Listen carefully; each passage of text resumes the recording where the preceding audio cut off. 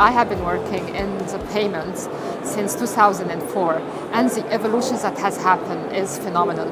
This is what keeps me going. This is what drives my passion, really. And I think one of the main programs that are launched and that are really driving us to do our best and to be at the top of our games in terms of innovation is financial inclusion programs that mean a lot and that's very close to the hearts and minds of governments across the region.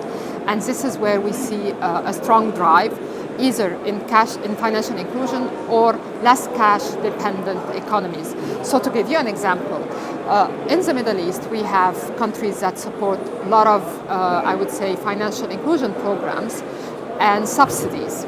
Governments would like to introduce a tool that will ensure that the funds are going to the appropriate financial beneficiaries.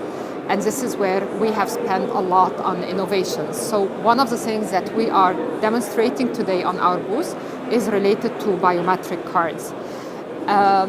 Financial inclusion really also is an important tool for governments for different challenges that they are facing.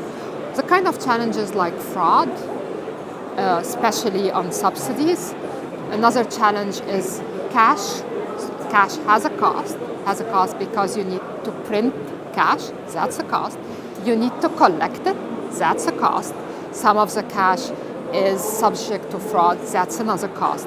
So when we talk about digital economies, I think governments see it as a way to save, way to make transactions easier. And let's remind ourselves that governments count a lot on taxation. And in our part of the world, certain countries suffer from parallel economies. And the best way to make sure that people are in formal economies is to digitalize the economy and to allow transacting between people through digital payments and cards. Today, you and I are very busy. I'm a career person, I raised kids. As a struggling mom, I had so many things to do at the same time, and anything that saves my time allows me to divert my energy towards something more fulfilling to me, my kids or a passion that I might have. So, for example, I would like to sit at the comfort of my couch and be able to do my grocery shopping and pay for it online. So if we look at people behavior, we see that there are more and more transactions that we would like to do in our daily lifestyle.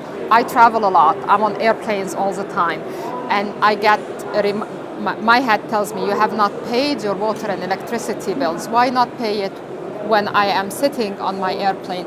So these are the kind of changes, I would say, that are happening today in our lifestyle and where technology can really bring another level of comfort. And that's why I would say a lot of people are really eager and building the expectations from their banks to give them this kind of services.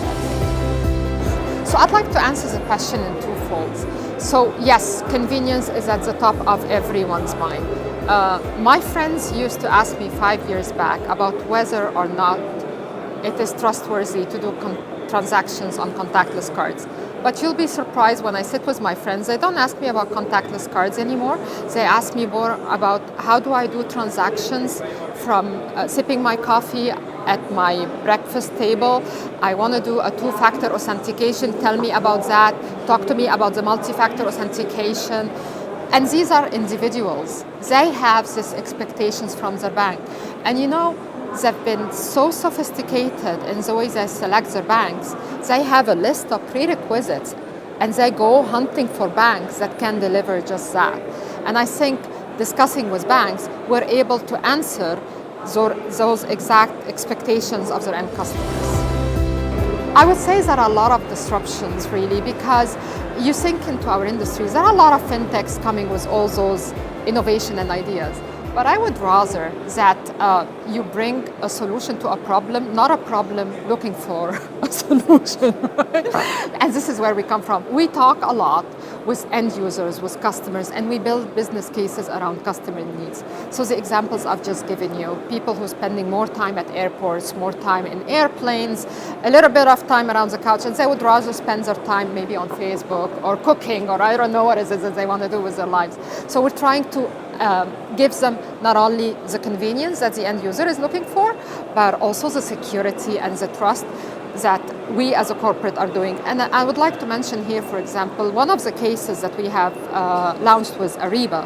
So Ariba is a company that is involved in projects around humanitarian aids. So they've launched their services in Lebanon using biometric cards. Now, biometric cards are basically cards that have a sensor, an ED sensor, where you can capture your fingerprint to authenticate your transaction. So again, this is a behavior. I, as a human, I have 5 banking cards in my wallet. Now, and it beats me to remember every single PIN of those 5 cards. Imagine how easy it is for me as a card holder to use my fingerprint, which I carry with me all the time, at least I hope, in order to make my transactions, right? And for the bank, it's also a way to make sure that irrevocably it is Gihane that is doing her transaction and not anyone else. So everyone is benefiting.